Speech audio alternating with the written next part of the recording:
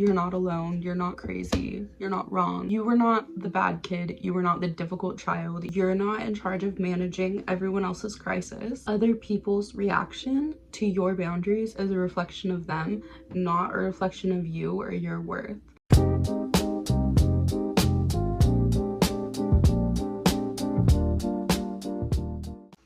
Hi everybody. So for today's video, we're going to be talking about what did 7-year-old you need to hear? So what did 7-year-old you need to hear? 7 years old is what psychologists refer to as the age of reason. Your brain starts to develop a little more and you start to see the world around you more through your eyes and less through the eyes of your parents or whoever is like your primary caregiver, the main people in your life, your environment. I've been thinking a lot about little me lately, little 7-year-old me. And I just remember that being the age when shit hit the fan. Honestly, I got a bit of an attitude, not in my opinion, but I've been told by my parents that that's about when I got a little rebellious, got a bit of an attitude, got a bit of my own strong opinions. Rightfully so, but apparently it was a little bit, abrupt when I turned about 7. And it's interesting because the older I get, the more I realize that that's when the age of reason happens. And there's a really specific kind of grief that happens when you realize that your parents aren't just like genius heroes with all the answers. And it's a bit of an adjustment for sure. And in some cases it's really painful. Honestly, it's a painful adjustment. One of my lights was getting a little bit weird. When a household is unpredictable and a child is growing up, they start to learn how to stay safe in that environment, how to live, how to cope, how to be aware of certain things in their lives. And sometimes that makes you grow up faster than you should. And then we end up spending our 20s unlearning the survival skills that kept us alive in our 10s. And sometimes you have to spend a lot of money on therapy. A ridiculous amount, honestly. It's fine, I'm fine. So the psychology of this. So, like I said, when you turn 7, you start to see the world more through your eyes and less through how it's described to you, how it's explained to you. You get your own sense of like right and wrong, of a sense of fairness. At the age of 7, children enter the concrete operational stage, which, according to Piaget's, I don't know, theory of cognitive development, that's between 7 and 11, where children develop logical thinking skills, children develop concrete logical thinking skills related to concrete physical objects and situations, but also they still find abstract thinking and hypothetical thinking challenging. So when you begin to use inductive logic around this time, which is at this age for a kid, it's basically pattern recognition. Instead of just mom and dad are upset at each other right now, it's mom and dad are always fighting. You know, you start to recognize a pattern and you recognize that it's not necessarily normal, it's uncomfortable, you don't necessarily like it, you're recognizing it for what it is. They always say children tell the truth, children are the most honest. There's a reason why. So at 7 or 7 to 11, basically you're not just living in your environment anymore, you're evaluating it. You're looking for problems, obstacles, everything, and you're like a sponge, you're absorbing everything. This age is also when the birth of moral realism happens. Psychologists note that around 7, children become more obsessed with fairness and rules. They get more of a sense of right and wrong, of what's fair and unfair, more of a sense of justice, basically. Personally, when I was growing up, I think I vividly remember I would go to friends' houses and come back and I would be told I had more of an attitude because I was noticing things at these friends' houses that I liked that I didn't have. Like, my house wasn't healthy and I was like, oh my gosh, this is weird, this isn't normal, and I wanted to like go live with my friends, you know what I mean? My issue was basically my parents like didn't get along, and my mom had a habit of keeping a lot of stuff to where it's like boxes everywhere. And so I would go to my friends' houses and come back and be like, this is so weird, like you can see the floor, you can see this, you can see that. Yeah, so basically I would just come back and have an attitude. And my parents were like, why are you being such a brat? And it was like, well, because you guys are a little weird and I'm noticing it. Anyways, also, at this time, you don't just become more aware of your thoughts and feelings, you become more aware of other people's thoughts and feelings. So the people around you, your parents, your friends, your peers, you start to realize that they have feelings and sometimes even hidden motives, and you start to become a little more aware of that. This is called the theory of mind. So if you're in a house where there's a parent struggling with things that impacts your everyday life, you become like a manager. You take that manager role on and you try and like fix everything, or you regulate everyone's emotions, or you're the golden child, or etc. You know what I mean? This is also, that can lead to a lot of like, you're trying to like read your family's mind, read your parents' mind, keep them from getting upset, keep them happy, etc. This is also the age around where kids start more social comparison, not only comparing their lives to their peers' lives and like their classmates, for example, but their sense of right and wrong to other people's sense of right and wrong. And it creates a lot of cognitive dissonance because they have one reality where they go to their friend's house or they go to school and everything's one way, but then they come home and things are different, and they have to, the cognitive dissonance is that like, I love my mom, but she has this issue and it's not healthy, or I love my parents but they don't get along and it's not healthy, or I love living with my parents but our house doesn't feel good, or it doesn't feel safe, or it's not clean, or we don't have food. There's so many things that can happen, and you have to it creates a cognitive dissonance because kids especially don't want to get their parents in trouble. They don't want to get in trouble, and they're scared to like talk about the things that they're struggling with at home. And that's why we need a lot more safe spaces, a lot more community help, community involvement to keep people safe and able to come to get help, or their parents ask for help if they need something to help better their home life so that their kids can thrive more. Basically, when you live in an unhealthy environment, your healthy instincts that start developing around 7 to 11 cause friction in your household because you're realizing those things aren't healthy, and people don't like the pushback when their unhealthy cycles are getting called out, or people are telling them how it affects them. So if you grew up in a house where your reality was constantly denied, or you were in trouble all the time for telling the truth, or for speaking out for something that you believed in, you're not alone, you're not crazy, you're not wrong, and I'm sorry that you had to go through all of that. It really sucks and it's not fair. Self-awareness is truly a gift, but it's honestly, it just feels like such a burden, especially to a 7-year-old or anyone growing up. Like, it's just, it feels like a burden, honestly. And it's great to be self-aware, but not knowing what to do with that self-awareness can also just feel helpless and useless. And like, well, great, I'm self-aware. Like, when you hear it from a therapist, they're like, you're so self-aware, and it's like, okay, great, what do I do with that? Like, how do I make my life better? Because it still sucks. I can be self-aware, but my life is still not fair, and there's nothing I can do about it, and that's really frustrating. So to anyone who was like a mini adult at 7, you're not in charge of managing everyone else's crisis. You don't need to do that anymore. You're safe. It's okay to let it go. Other people's reaction to your boundaries is a reflection of them, not a reflection of you or your worth. That's a reflection of them and their capacity, period. And it is normal, completely normal and good to want healthy things for yourself and to fight for those things. There is nothing wrong with that. And if anybody tells you otherwise, again, that's a reflection of their capacity and their awareness, self-awareness and emotional awareness, all of it.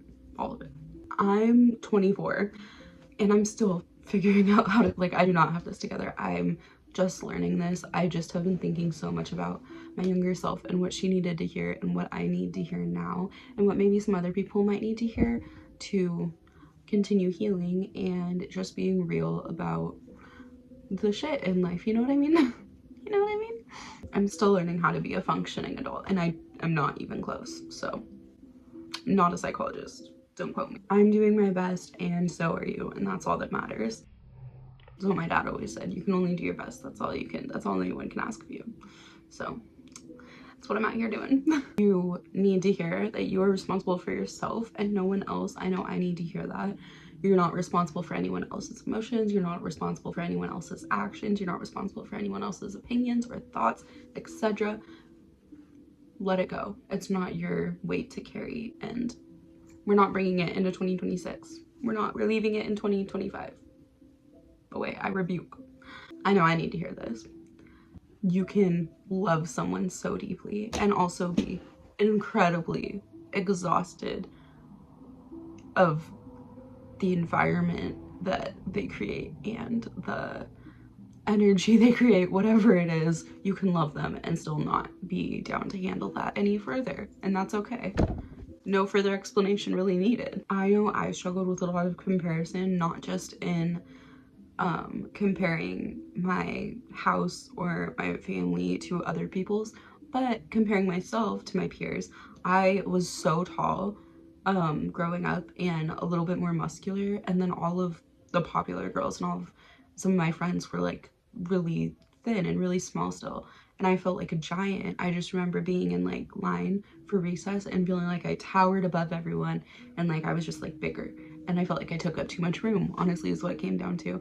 And that's just not, nobody needs to have that pressure on them that young. Nobody, we shouldn't, I don't know how to not feel like you stick out exactly, but I just know that it's not, looking back, I'm like, that's so sad. Like I would like pray to be shorter because I felt so tall, and I got my wish. I stopped growing in like 5th grade, and I've just been at like 5'1" ever since. So I am so short, but I was so tall at first. Like I outgrew all of my peers at first, and I remember hating that. And I think a lot of people need to hear that like the world is trying to measure you with a ruler that's not, it's not built for the world. Nobody can fit it. Nobody can sustain it in so many areas, whether it's life, like productivity, measuring your worth in your career, measuring your worth with your education. Nobody can maintain these standards that our society has set for us, and our society who wants us to maintain those can't even maintain those. So who are we trying to impress? That's my question. I was always insecure being loud and tall and everything, and so I need to hear that it's okay to take up room, it's okay to be heard, it's okay to be loud, it's okay to have a loud laugh, it's okay to talk loud, it's okay to talk a lot, it's okay to get excited. I get really excitable, and I have been made fun of for that before, but it's okay to be excited about things. It's okay to have a little joy and like a little whimsy, a little spark about you. The world is way too boring. Let's not lose the like originality and the whimsy that we can bring into the world. Let's bring more whimsy in. That's my new favorite word, whimsy. Let's bring more whimsy into 2026. When things are chaotic at home or just in your life or in your mind, it's completely normal to feel like you need to fix everything, and the only thing you can fix sometimes is like your body or your room or whatever it is, and that can lead to a lot of like obsessive things like obsessive cleaning, obsessive tracking of food, obsessive working out, obsessive whatever it is. Like I had friends that they were straight A students and they got so much praise for that, but they were obsessed with like getting straight A's, and it would keep them up and like cause them mental breakdowns, and putting that much pressure on yourself just for an A is so detrimental to your health. I'm pretty sure it shaved years off their lives. It didn't get them any closer. Like that one assignment would not have like gotten them any difference in their career, and that doesn't take away from like hard work and stuff. I wish I worked harder at school personally, but I also am glad that I wasn't on that end where I was just killing myself every day, or sorry, where I was just beating myself up over every little test or every little like, I just couldn't handle that stress, and so I didn't, you know what I mean? But some people did. I had a lot of friends that were very studious, and I was always very like, I looked up to them. I was a little jealous because I was like, I can't sit down and study like that, but they really dedicated themselves. But even being obsessed in that area, like in performance, can be really hard and too heavy for you, especially when it starts young. And I saw that happen with a lot of friends. That I feel like I had a lot of pressure on me to do good, but I just was clearly so inattentive. I don't know why. But it just didn't work. But I am smart in a lot of areas, just not like math and like biology, science, you know what I mean?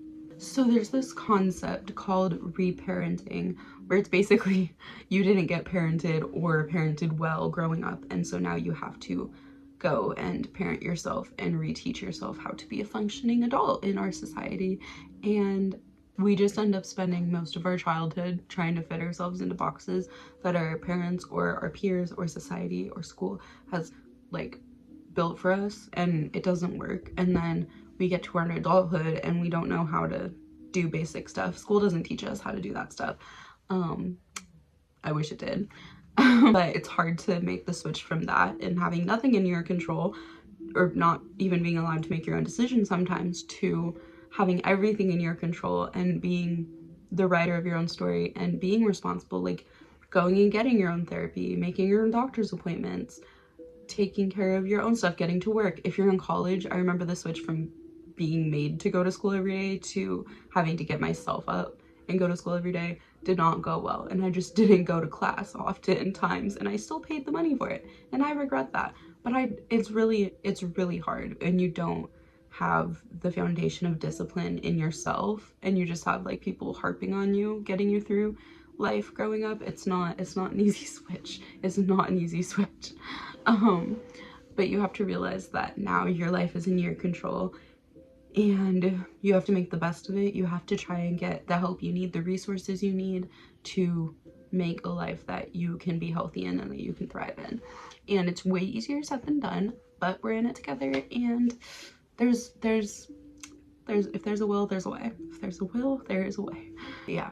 You were not the bad kid. You were not the difficult child. You were just the only one in the room that wanted to say anything about what was blatantly obvious. You were the only one that was like, look at that elephant in the room. Maybe we should talk about it. Like, isn't it weird that there's an elephant in the room?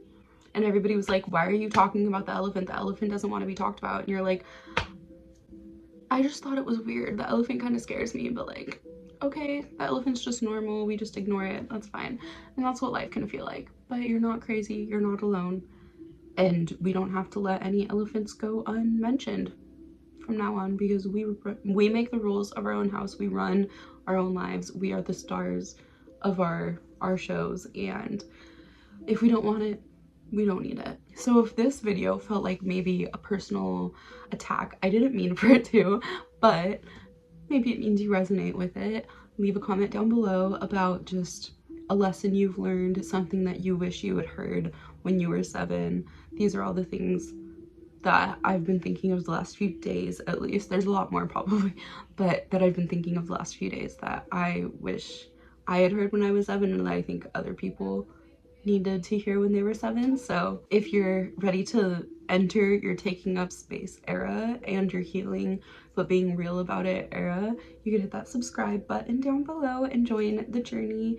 I don't have it all together, but I want to go through it with people, and if this resonates with you, maybe that could be us. So yeah, thank you again for watching my video. I'd love to have you in this little corner of the internet. So see you later. Bye bye.